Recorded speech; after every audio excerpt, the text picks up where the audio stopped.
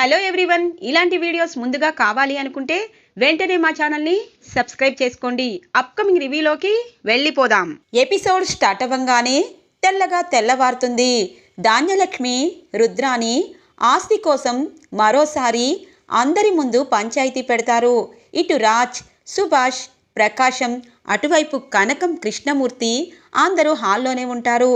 ఇక ధాన్యలక్ష్మి అంటుంది, మామయ్య గారు కోమాలో ఉన్నారు, ఎప్పుడు బయటికి వస్తారు అన్నది ఎవ్వరికీ తెలీదు. నా కొడుకు మాత్రం కష్టపడుతూనే ఉండాలా? నా కొడుకు సుఖంగా సంతోషంగా కోటీశ్వరుడు కావాలి అంటే మా ఆస్తిని మాకు పంచండి బావగారు అని అంటారు. ధాన్యలక్ష్మి, అవునన్నయ్య, అవును, ఎందుకంటే ఈ ఉమ్మడి కుటుంబంలో మీరు చెప్పిందే వేదం. అమ్మ నాన్న ఇద్దరూ ఇప్పటికీ మనందరినీ కంట్రోల్లో పెట్టారు. ఇప్పుడు నాన్న కోమాలో ఉన్నారు, అమ్మ కంట్రోల్లో పెడుతుంది.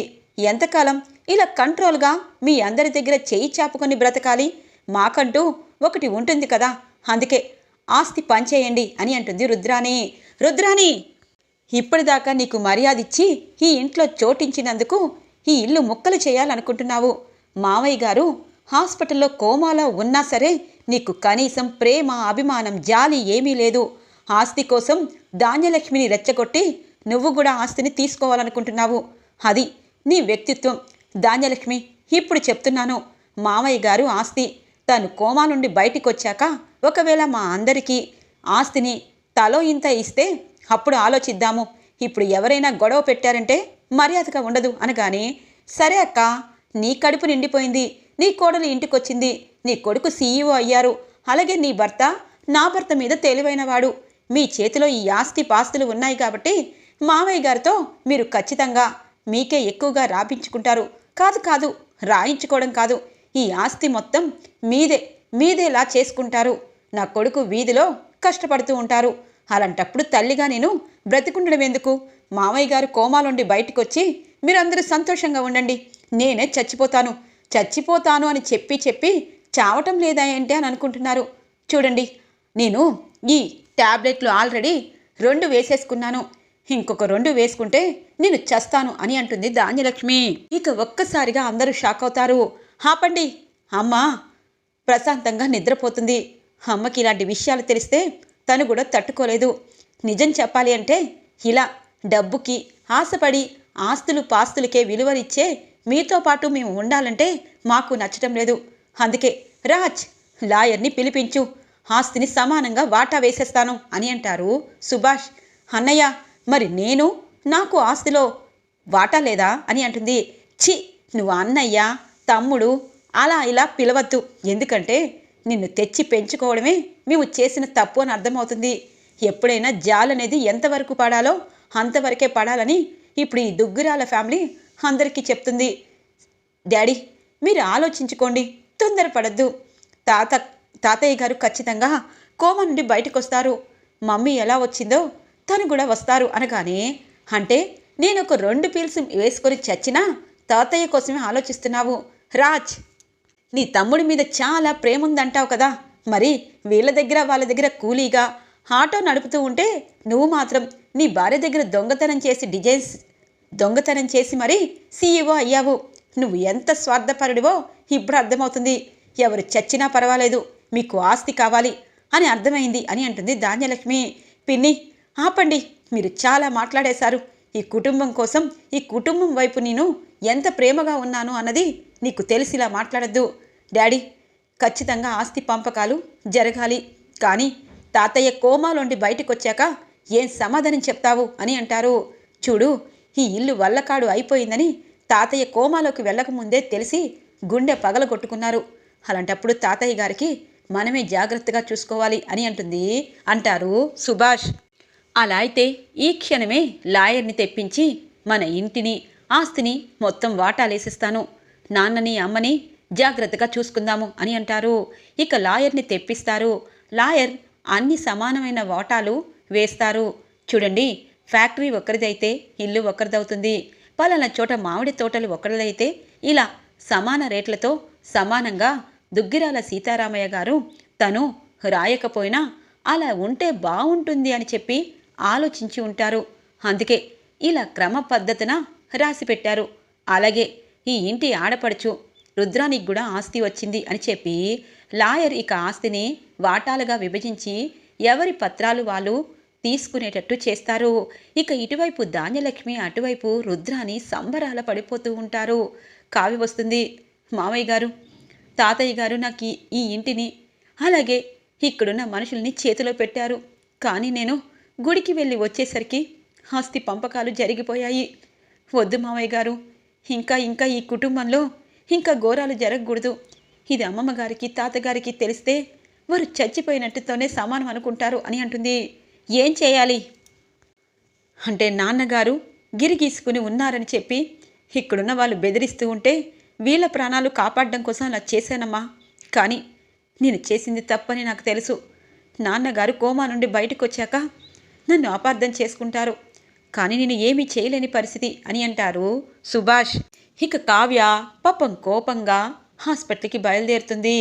వదిన, తాతయ్య కోమాలోండి ఎప్పుడు వస్తారు అన్నది పక్కన పెట్టండి.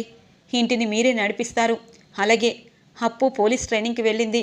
సంతోషకరమైన రోజులు త్వరలో రాబోతున్నాయని నేను చెప్పాలనుకున్నాను. తాతయ్య ఇలా కోమాలోకి వెళ్తారని అనుకోలేదు అనగానే, కవిగారు మీరు రాత్రంతా ఇక్కడే ఉన్నారు, ఇంటికి వెళ్ళి ఫ్రెష్ అయ్యి రండి అని అంటుంది కావ్య. సరే వదినా, నేను త్వరగా రెడీ అయ్యి వస్తాను అని చెప్పి కళ్యాణ్ వెళ్ళిపోతారు. ఇక తాతగారి రూములోకి వచ్చేసరికి తాతగారు ఇక ఆక్సిజన్ పక్కన పెట్టి చనిపోయి కనిపిస్తారు కావ్యకి. డాక్టర్ డాక్టర్ అని పిలుస్తుంది కావ్య. ఇక డాక్టర్ అలాగే నర్స్ పరుగు పరుగున వస్తారు. తాతగారు తాతగారు ఆక్సిజన్ని పక్కన పెట్టేసేసి అని అంటుంది. ఓ మై గాడ్, ఆయన కోమాల నుండి బయటికి వచ్చి ఇక ప్రాణాలు తనంతటితోనే తీసుకున్నట్టున్నారు.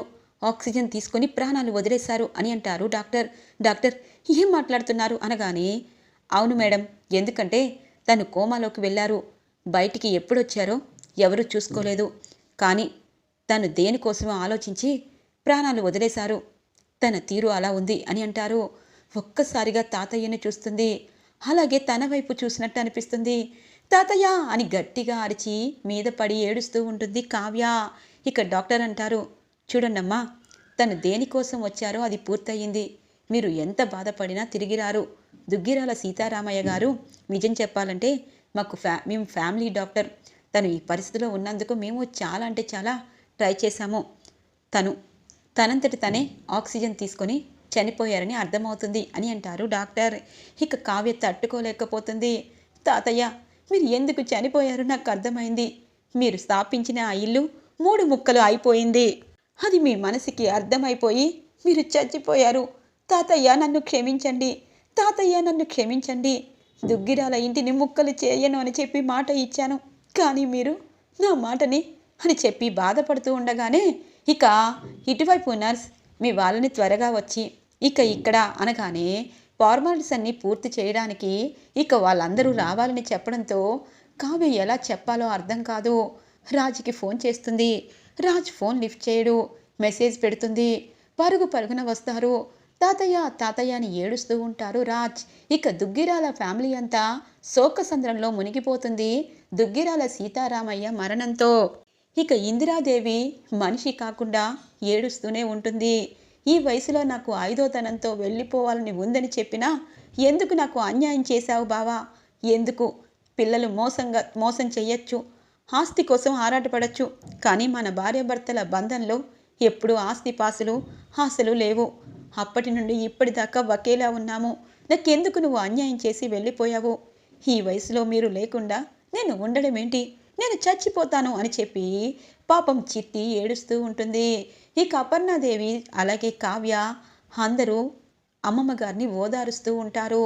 దుగ్గిరాల సీతారామయ్య గారి శకం పూర్తవుతుంది. ఇక దుగ్గిరాల ఇంటి నుండి ఒక అతను చనిపోయారు. ఇక పెద్ద సంస్కరణ సభ పెట్టి ఇక దుగ్గిరాల సీతారామయ్య గారికి పెద్ద వాళ్ళంతా సంతాప సభ తెలియజేస్తారు. సంతాప సభ పూర్తయిపోతుంది. ఇటువైపు అప్పు ట్రైనింగ్లో ప్రతిరోజు ఫోన్ చేసి ఇంకొక 2 monthsలో వస్తాను, తాతయ్య చనిపోయాడని తెలీదు అని చెప్పి బాధపడుతూ ఉంటుంది కళ్యాణ్తో. ఇక దుగ్గిరాల ఫ్యామిలీ అంతా హాల్లో ఉంటారు. కావ్య అందరికీ కాఫీ తీసుకుని వస్తుంది. అందరూ చాలా డల్గా ఉంటారు. సీతారామయ్య గారి ఫోటో హాల్లో పెద్దదిగా చేయించి దానికి దండ వేస్తారు సుభాష్. అందరూ ఇక నమస్కారం చేసి హాల్లో కూర్చోగానే, అయిపోయింది కదా, నాన్నగారు కోమాలోండే బయటపడ్డారు. ఇదిగో ఈవిడ గారు వెళ్ళి ఇక్కడున్న సమస్య చెప్పినట్టున్నారు, అందుకే చనిపోయారు అని అంటుంది. రుద్రాణి గారు, డబ్బు పిచ్చితో ఇంట్లో వాళ్ళ సంబంధాలను నాశనం చేసే మీలాంటి ఆడది ఇంట్లో ఉన్నంతకాలం ఇలాగే అర్థమవుతుంది అనగానే, ఓ అవునా, సరే అలా అయితే ఆస్తి పంపకాలు జరిగాయి. ఇదిగో ఇక్కడున్న ఇంటిని ధాన్యలక్ష్మి పేరు మీదకి, అంటే ప్రకాశం అన్నయ్య ధాన్యలక్ష్మికి ఇచ్చేశారు. ఇంకా మీరు ఇక్కడే ఉన్నారేంటి, డబ్బు మీద మీకు ఆశ లేదు కదా అని అంటుంది రుద్రాణి. అంటే ఏమంటావు రుద్రాణి అని అంటుంది అపర్ణాదేవి. అయ్యో వదినా, ఆస్తి పంపకాలు జరిగిపోయాక ఇంకా మీరు ఇక్కడ ఉండడంలో అర్థం లేదు. చిన్నన్నయ్య చిన్న వదినది ఇప్పుడు ఈ ఇల్లు మీరు అని అంటుంది. ఒక్కసారిగా అందరూ షాక్ అవుతారు. అత్త ఏం మాట్లాడుతున్నావు అనగానే, కరెక్ట్గానే మాట్లాడింది రాజ్. రుద్రాణి, మీరు ఎక్కడికైనా వెళ్ళొచ్చు, ఇది ఇప్పుడు నా ఇల్లు అని అంటుంది ధాన్యలక్ష్మి. అమ్మా అని అంటారు కళ్యాణ్. ఒరే కళ్యాణ్, నీలా నాలా మీ నాన్నలా ఉంటే ఎప్పటికీ ఆటోలో లేకపోతే ఎవరి దగ్గర ఊడిగం చెయ్యాలి. ఇప్పుడు ఆస్తి పంపకాలు అయ్యాయి, మావయ్య గారు చనిపోయారు. ఇప్పుడు ఎవరు కావాలంటే వారు అత్తయ్యని చూసుకోవచ్చు. మీ దగ్గర ఒక నెల రోజులు, నా దగ్గర ఒక నెల రోజులు, అంతే. ఒకవేళ డబ్బులు ఇస్తాను, మీ దగ్గరే శాశ్వతంగా ఉంచుకోండి అని అంటుంది ధాన్యలక్ష్మి. ధాన్యలక్ష్మి చెంప పగలగొడుతుంది అపర్ణాదేవి. చూడు, ఇన్ని రోజులు నిన్ను తోటికోడలుగా కాకుండా చెల్లిగా అనుకున్నాను. రుద్రాణి చెప్తూ ఉంటే నువ్వు వాడుతున్నావు అనుకున్నాను. కానీ డబ్బు, నగలు, ఆస్తులు ఇంత పిచ్చెక్కి తిరుగుతున్నావని నేను అస్సలు అనుకోలేదు. మానవ సంబంధాలనే తప్పుగా అర్థం చేసుకునే నీలాంటి వారి దగ్గర ఉండడం మాదే తప్పు. చూడు ధాన్యలక్ష్మి, మామయ్య గారు ఆస్తిపాస్తులను సంపాదించి అందరం రాయలుగా బ్రతకాలని కోరుకున్నారు. కానీ ఒకటి చెప్తున్నాను, నీకు ఎన్ని ఆస్తులు వచ్చాయో అవన్నీ కరిగిపోతాయి. రూపాయి లేకుండా రోడ్డు మీద ఉంటావు. అప్పుడు నువ్వు ఏం కోల్పోయావని తెలుస్తుంది. డబ్బు ఎప్పుడూ శాశ్వతం కాదు. డబ్బు లేనివారు కూడా ఎంతో సంతోషంగా ఉన్నారు, అది గుర్తుపెట్టుకో. ఏమండి రాజ్, కావ్య, అత్తయ్య గారు మీరు మాతోనే ఉండండి అనగానే, అపర్ణ, నేను మీ మధ్య ఉన్నా ఇంతకుముందు మీరు తగువులు ఆడుతుంటే సర్ది చెప్పేదాన్ని. కానీ ఇప్పుడు నా బలం పోయింది. ఒకటి మాత్రం చెప్పగలను, నేను బ్రతికున్నా శవం లెక్కే అని అంటారు అమ్మమ్మగారు. అమ్మమ్మ, అంత మాట అనద్దు. తాతగారు కోమాలో ఉన్న మన ఇంటి పరిస్థితిని తను అర్థం చేసుకొని మనల్ని విడిచిపెట్టి వెళ్ళిపోయారు. ఇంకా గొడవలు పడుతూ ఉంటే పైన ఉన్న తాతగారి ఆత్మ శాంతించదు. అందుకే మనం వెళ్ళిపోదాము అని అంటుంది కావ్య. ఇక అపర్ణాదేవి, సుభాష్, అలాగే ఇందిరాదేవి, రాజ్, కావ్యలు ఇంటి నుండి బయటికి వస్తూ ఉంటారు. తాతగారి ఫోటోతో సహా బయటికి వచ్చేస్తూ ఉంటారు. ఇటువైపు రుద్రాణి సంతోషంగా నవ్వుతూ ఉంటుంది. ఏంటి రుద్రాణి, నీకు స్పెషల్గా చెప్పాలా అనగానే, అదేంటి చిన్నదినా, వెళ్ళేది వాళ్ళే కదా అనగానే, అవసరం లేదు. ఎందుకంటే నీలాంటి దాని మాటలు ప్రతిరోజు వింటే ఖచ్చితంగా నా కొడుక్కి, నా భర్తకి దూరం అయిపోతాను. రాహుల్, స్వప్న, రుద్రాణి మీరు కూడా బయటికి వెళ్ళండి అని అంటుంది ధాన్యలక్ష్మి. అమ్మ చిన్నదినా, నేను ఎలాగైనా పంచి పెట్టాలనుకున్నాను, కానీ నువ్వే నాకు ఇస్తావా? ఎంతకాలం ఈ ఇల్లు మొత్తం నేను సొంతం చేసుకుంటాను, నీకు చిల్లు గవ్వ లేకుండా చేస్తాను.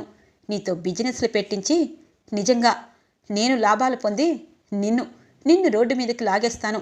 ఇదే ఈ రుద్రాని ఆడుతున్న ఆట అని చెప్పి, ఇంకా ఏం బయలుదేరుతావు, ఇల్లు చూడమని చెప్పాను కదా అనగానే, మమ్మీ నాకు హోటళ్ళు, పబ్బులు మాత్రమే తెలుసు, ఇల్లు తెలీదు అనగానే, ఛీ, మీలాంటి వారితో నేను బయట ఉండాలంటే అసహ్యం వేస్తుంది. కానీ ఒకటి మాత్రం నిజం, నేను మీలా ఎప్పుడు డబ్బు పిచ్చిదాన్ని కాదు. అందుకే ముందుగానే ఇంటికి అడ్వాన్స్ ఇచ్చాను అని చెప్పి అంటుంది స్వప్న. ఇక స్వప్న, రాహుల్, రుద్రాణి కూడా ఇంటి నుండి బయటికి వచ్చేస్తారు. ఇది ఇలా ఉండగా చాలా రోజుల తర్వాత ఇక రాజ్ ఆఫీస్కి చేరుకుంటారు. ఆఫీస్లో మార్పు వస్తుంది. ధాన్యలక్ష్మి అలాగే ప్రకాశం ఈ మార్పుకి కారణమని చెప్తారు. సగం మీది సగం వాళ్ళది కాబట్టి వాళ్ళ తరపు స్టాఫ్ వేరుగా ఉంటారు, మీ తరపు స్టాఫ్ వేరుగా ఉంటారని శృతి పాపం చెప్పడంతో రాజ్ ఉలిక్కి పడతారు. పిన్ని, నువ్వు ఇంతగా మారిపోతావని అనుకోలేదు, కానీ ఏదో ఏదో సంథింగ్ రాంగ్ జరుగుతుంది, ఏదో తెలుసుకోలేకపోతున్నాను అనగానే, సార్ మీరు తాతగారు చనిపోవడంతో 20 రోజులు ఆఫీస్కి దూరమయ్యారు, ఆఫీస్లో సంతాప సభలు జరిగాయి, అందుకే మన దగ్గర నుండి అదే గుడిలో ఆభరణాలు వచ్చే ఛాన్స్ డిజైన్స్ అన్నీ ఉన్నా ఆ సామంత్ గ్రూప్ ఆఫ్ ఇండస్ట్రీకి వెళ్ళిపోయింది. ఎందుకంటే మీరు కీడులో ఉన్నారు కాబట్టి గుడి ఆభరణాలు వాళ్ళకే అప్పగించాలని చెప్పి మన డిజైన్స్ని వాళ్ళ కంపెనీలో పెట్టి వాళ్ళు ఆభరణాలు చేస్తున్నారు అనగానే, వాట్ శృతి, ఏం మాట్లాడుతున్నావు? మన డిజైన్స్తో వాళ్ళ కంపెనీ నుండి వెళ్ళడం ఏంటి? ఇదంతా ఎవరు చేశారు అనగానే, సార్ కావ్య మేడం ఉంటే ఏదో ఒకటి చేసేవారు, కానీ మీరు అలా చేయలేదు. ఇప్పుడు సామంత్ గ్రూప్ ఆఫ్ ఇండస్ట్రీ వాళ్ళు గుడి ఆభరణాలు మన డిజైన్స్తో తయారు చేస్తున్నారు అంటే సగం పేరు మనది, సగం పేరు వాళ్ళది. కానీ ఒకటి మాత్రం నిజం సార్, కావ్య మేడం ఎప్పటికీ ఇలా చేసేవారు కాదు. అందుకే కావ్య మేడం అంటే మాకు గౌరవం. మీరంటే ఎప్పుడు చిన్న చూపు లేదు. ముందు జాగ్రత్త ఆశపడాలనే. ముందు జాగ్రత్తగా ఉంటే ఇలాంటి పరిస్థితి రాదు. ఇప్పుడు వాళ్ళని మీరు క్వశ్చన్ వేయలేరు సార్, ఎందుకంటే మీరు ఆభరణాలు రేపట్లోగా పూర్తి చేయలేరు కాబట్టి.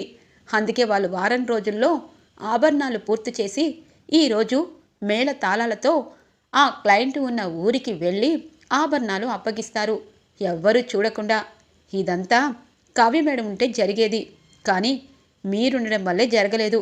మీరు నన్ను ఉద్యోగం నుండి తీసేసినా పర్వాలేదు, నిజం మాత్రం చెప్తున్నాను అని చెప్పి శృతి అక్కడి నుండి తన క్యాబిన్లోకి వెళ్ళిపోతుంది. ఈరోజు ఎపిసోడ్ ఇలా ఇంట్రెస్టింగ్గా ఎండ్ అవుతుంది ఫ్రెండ్స్. రాబోయే ఎపిసోడ్స్ కోసం మా ఛానల్ని సబ్స్క్రైబ్ చేసుకోండి. Thanks for watching friends.